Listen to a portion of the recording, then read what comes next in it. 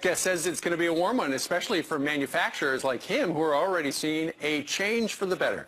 Robert Segrist is the business development manager for Greenleaf Industries, a Tennessee manufacturing company, and he joins us live today from Nashville. Good morning to you, Robert. Good morning.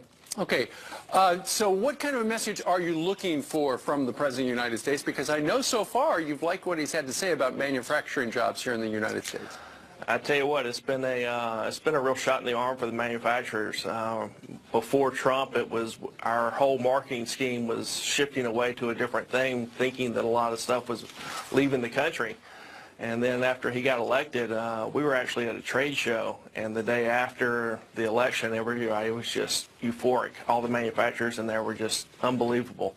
We just in the past 2 months, we've seen 3 major companies within our area looking to reshore and bring jobs back to America. So now, we're very excited. Robert, you just used a term I've never heard before. You said reshore jobs. What does that mean? That means jobs that were either here and left the country, or jobs that are in a different country, bringing them back into America. Possibility of tariff. Just spoke to a major Asian auto manufacturer just last week that's looking to take jobs that were once here in America. They moved them to Mexico, and they're looking to move those back into America. Robert, what kind of business, what does your company do? What do you make? We do plastic injection molding. We do some light assembly. We do some part decoration. Okay. To your point earlier about the number of manufacturing jobs so far created in the month of February by, under Donald Trump, 28,000 so far. But what's interesting is the number of manufacturing jobs lost during the Obama administration, down a little more than 250,000. So why are people, Robert, in your shoes, you said this word earlier, euphoric about what Donald Trump's talking about? We're finally being put back into a level playing field.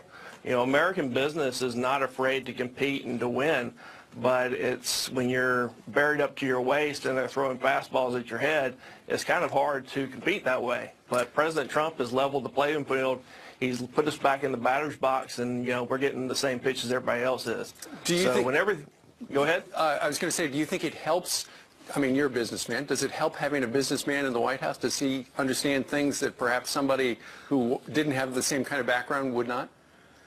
It is amazing. I've never seen a president like this in my lifetime. I don't know if I will ever see another one again. It's just been a real shot in the arm for manufacturers across the United States, and especially in Tennessee. Hey, exit question for you, Robert. MSNBC had the big explosive scoop yesterday that in 2005, Donald Trump made a lot of money and paid a 25% rate of taxes as well. Is that a good thing or a bad thing? Because some people have said, oh, he didn't pay taxes. I think Trump is an American, and he's going to do the best he can with what he has, which obviously he made a lot of money, and then he's going to follow the rules because those are American rules, and he's an American, so he's going to pay his taxes. All right. I don't see anything wrong with that at all. Yeah, why would you pay more than you owe? That would be crazy. All right, Robert, we thank you very much for joining us live today from Nashville. Yes, thank you so much. All right. Straight ahead on this Wednesday, how do you know Prince William is just like any other dad? Just watch his dance moves. The royal party fails. Straight ahead from the royal dancer.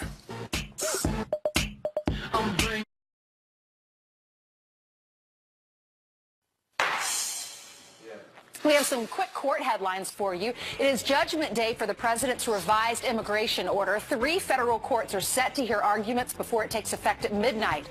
Hawaii, Washington State, and the ACLU all filing separate lawsuits trying to block it. And disgraced Army deserter Sergeant Bo Bergdahl will stand trial. An Army appeals court deciding not to dismiss charges based on President Trump's campaign comments. He's a traitor, a no-good traitor. And 30 years ago, he would have been shot. He was a dirty, rotten deserter. Bergdahl was exchanged for 5 Afghanistan prisoners in 2014. After walking off his base in 2009, he is facing desertion charges and 5 years in prison. Brian? All right, thank you, Ainsley. The opioid crisis in America showing no signs of slowing down, sadly. And while Democrats claim the GOP's health care plan will make things worse, our next guest says they're just looking to spark fear in Americans and make the president look detached. Joining us right now is Andrew McKenna. He was a Marine and a DOJ prosecutor whose life was upended by heroin spurred on by opiates. He shared his story, as you know, in a book that we've discussed here called Sheer Madness, From Federal Prosecutor to Federal Prisoner. So, Andrew, you know, the president went out to New Hampshire and other places that have been just flooded with this addiction problem, especially with the young people, 18 or 16 to 25, and they're trying to make him look as though he's ignoring them when it comes to this plan. What's the reality?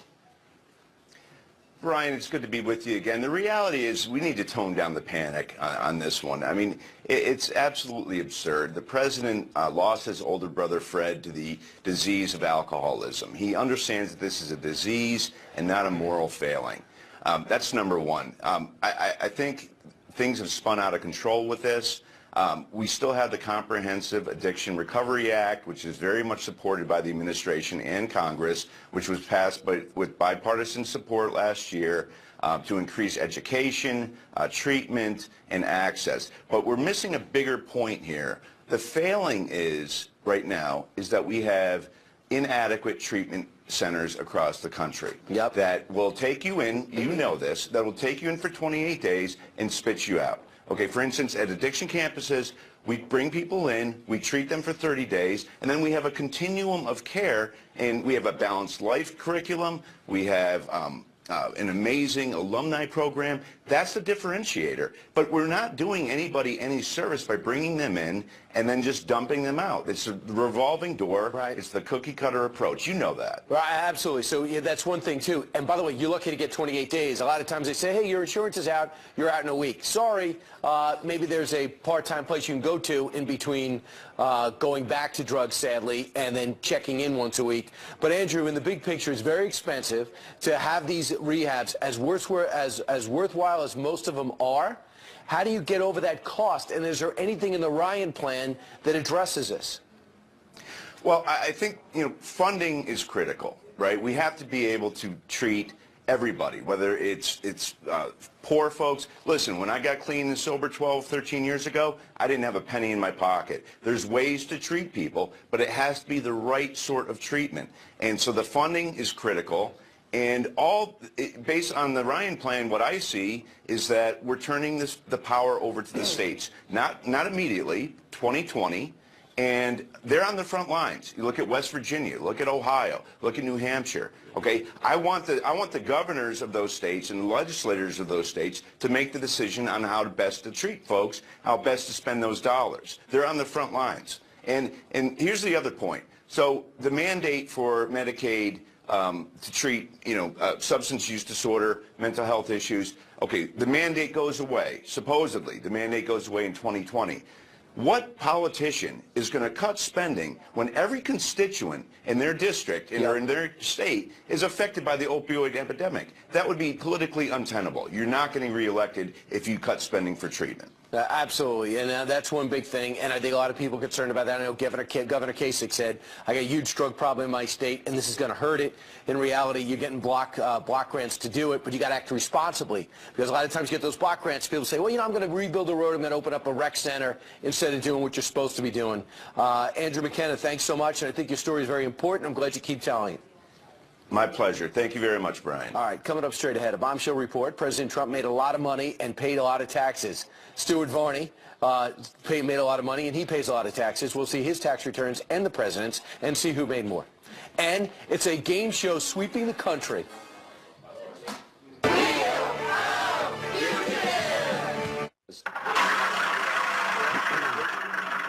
This week. How one sheriff is using America's love of game shows to catch bad guys. But first, on a different note, happy birthday to rocker Bret Michaels. He's 54 today, very good at reality shows, and once had an aneurysm. That you've been here.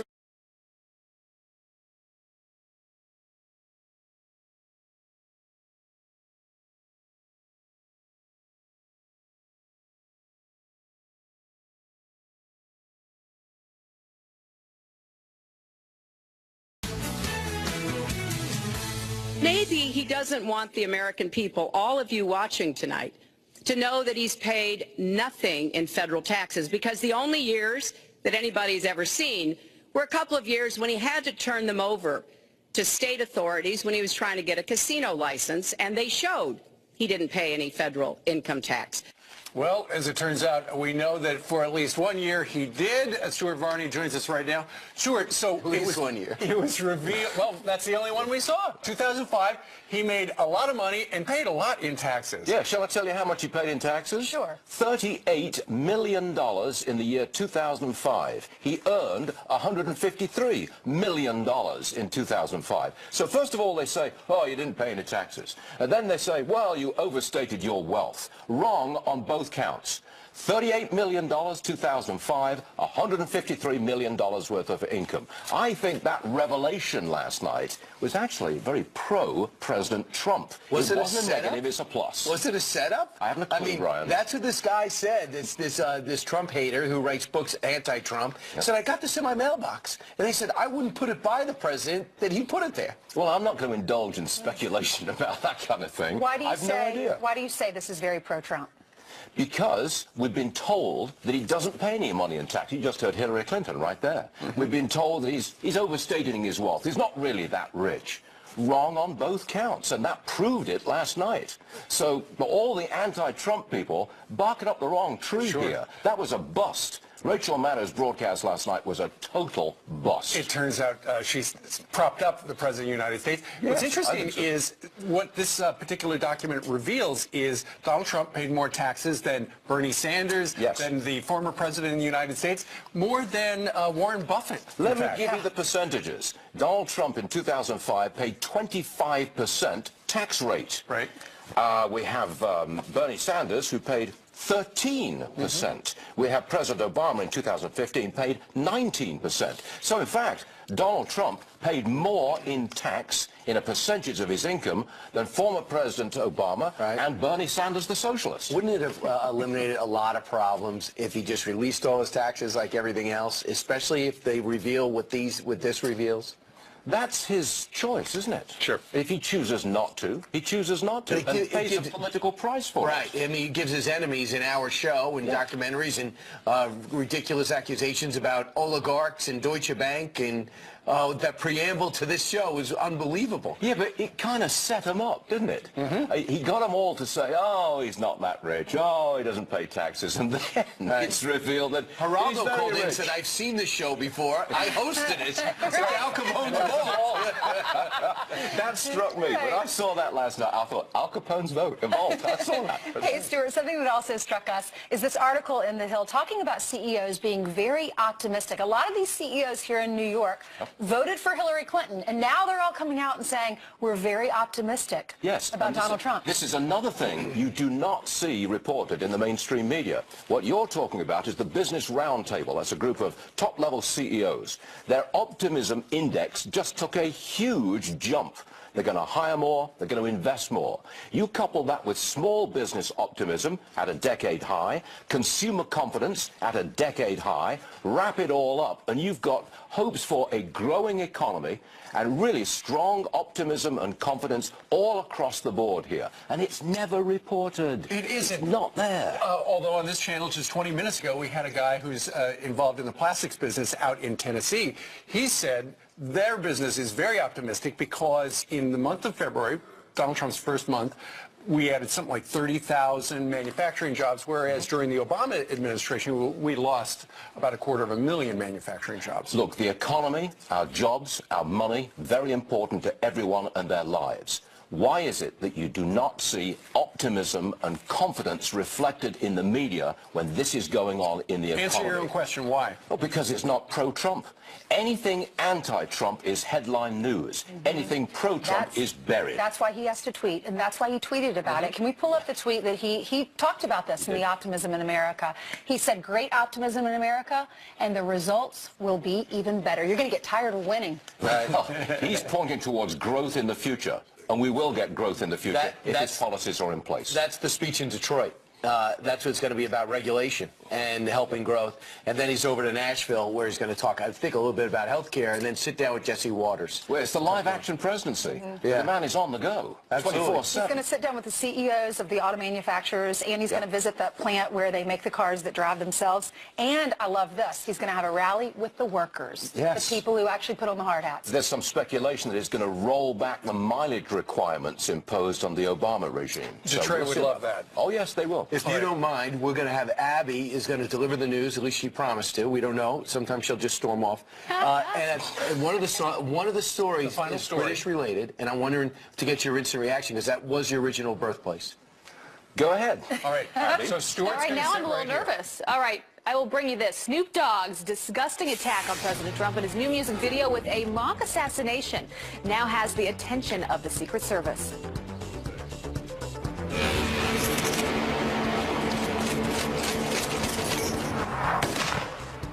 Well, the rapper's video sparking nationwide outrage. The president's top security team says they are aware of it, but are not releasing details on if they are investigating.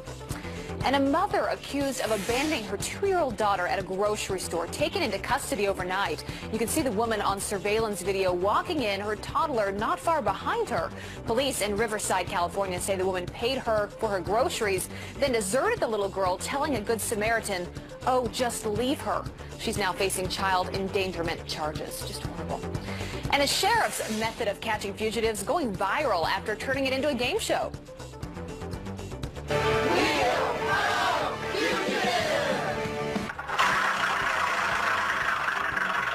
This week, looks like we're going to look for Johnny L. Robinson. Now, Mr. Robinson, you know how this works. As soon as everybody sees your picture up here, your inner circle, everybody in the community is going to start looking for you. So we're going to ask you to do the right thing. Man up, turn yourself in. Wow, that is Brevard County Sheriff Wayne Ivey in Florida. His method, a spin-off of the show Wheel of Fortune, leading to dozens of arrests over the last 18 months. Interesting. And the future King of England, also King of the dance floor, Prince William, tearing it up at a nightclub. A TMZ video showing Prince William throwing his hands in the air like he just don't care. The royal enjoying himself on a ski trip to Switzerland. What do you guys think of his moves? Pretty good. Well, you know what? Letting loose. That's why Stuart, that's why Stuart is still Stuart, here. let's see it. Let's see the moves. No. What do you think? Whoa. What'd you think of the prince? It was superb.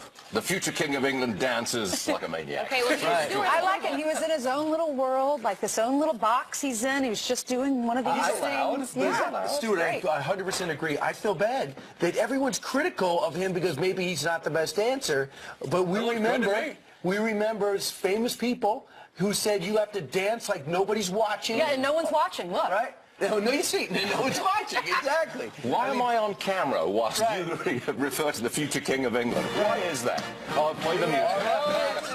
No, because I think royalty should be allowed to dance even if it's not the best form of dancing. Would you want his life? Would you want to be the future King of England? Absolutely not. Looked at constantly by everybody. No. You can only marry a certain kind of person. You can only do this. You can only do that. You want that?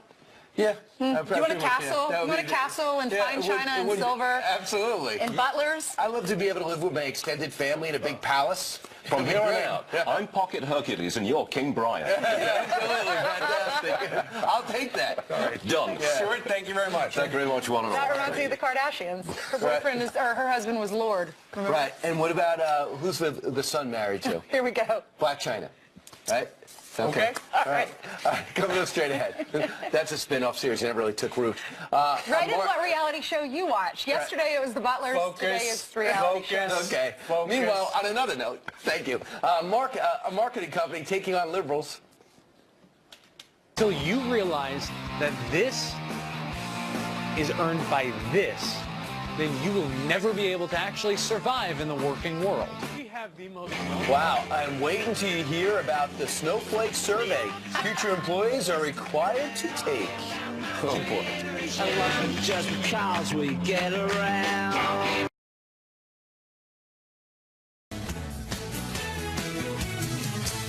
Well, a marketing company has released a video taking on liberal snowflakes. So you young activists, you champions of character, you 8th place trophy holders, until you realize that this is earned by this, then you will never be able to actually survive in the working world. We have the most That video is getting nearly 5 million views, inundating the company with resumes from college students wanting to work there. But if you want a job, you'll have to pass the boss's snowflake survey. Joining us right now, the CEO of Silent Partner Marketing, Kyle Reyes. Kyle, welcome. Thank you. Good marketing. Yeah. Yes. What prompted you to put that up? You know, after we had that video come out, we had hundreds and hundreds of applicants, good, bad, ugly. We had people who didn't even know what our company does, all wanting to work for us. And I needed a filter to sort through all of that. What's the point? Why do you feel it's important to have this snowflake survey? You know, I wanted to be able to have individuals work for my company who would sort of fit the culture, not just the culture of our company, but the culture of our clients too. And we needed to have people who aren't snowflakes. All right. You want the best, the strongest. Let's take a look at some of the questions. And folks, play along at home. First question to an applicant would be, what does America mean to you? What's a good answer? Well, America, we're in a very divided time right now, and ever since the election cycle, people are split and no longer having conversations, rational, realistic conversations. So I want to understand how people are able to make an opinion and stand by that. So what answer would disqualify them from a job? An answer where you don't know the difference between there, and there from a spelling purpose, and someone who's not proud to be an American. Okay, very good. The next one is, what does privilege mean to you? What are you looking for there? I'm looking for people who are not entitled, who don't have this sense that they should just be handed things, but people who have that entrepreneurial mindset, who are willing to think outside the box and who are willing to work for everything that they have. All right, now this is the hardest one. When was the last time you cried and why? What's a good answer that gets me hired there? You know, I want people who have a sense of community, who have a sense of heart, who aren't afraid to wear their hearts on their sleeves, but who are able to actually, again, make an argument and stand by it. What have people said when they answer that? Oh, we've had everything from I cried the day after the election, tears of joy, to people who talk about parents who have passed on who are no longer with us. What about I put my family fortune on the Falcons in the Super Bowl? Then you're not going to have any pity for me whatsoever. What if I don't cry? Some of these macho guys. You know, some of the, if they're transparent and they're honest about it, then I'm okay with that, as long as, again, they've got proper grammar, proper spelling, and they can tell us why. What if I cry every day? Then I'm okay with that, but I'm not going to give you a safe space at our company. What about this question? How do you feel about the police? So we're in the middle of a campaign to donate $500,000 worth of services to police and first responders. We work very, very closely with a lot of police departments, and so you need to be comfortable and willing to support the men and women who serve and protect. And have you asked that question of anybody and they have not been supportive of the police? I don't think they would take our test. Okay. And then how do you feel about guns? We do a lot of work filming with guns. I carry, a lot of our team and our clients carry as well. We have very hardcore American companies, and so you've got to be comfortable around them. If you're not hired. Adios. How many openings do you have right now? We've got 21 people on the team right now. We're looking to increase that by 50% over the next 60 days and double that in the next 6 months. So if people want to apply, where do they go? SilentPartnerMarketing.com, or follow me on Facebook. Have you heard from other employers wanting to adapt something like this? Oh my God, I've had people offering significant amounts of money for us to design a test for them, which isn't what we do, but we've had people sending presents. Somebody sent a snowblower. For the snowflake.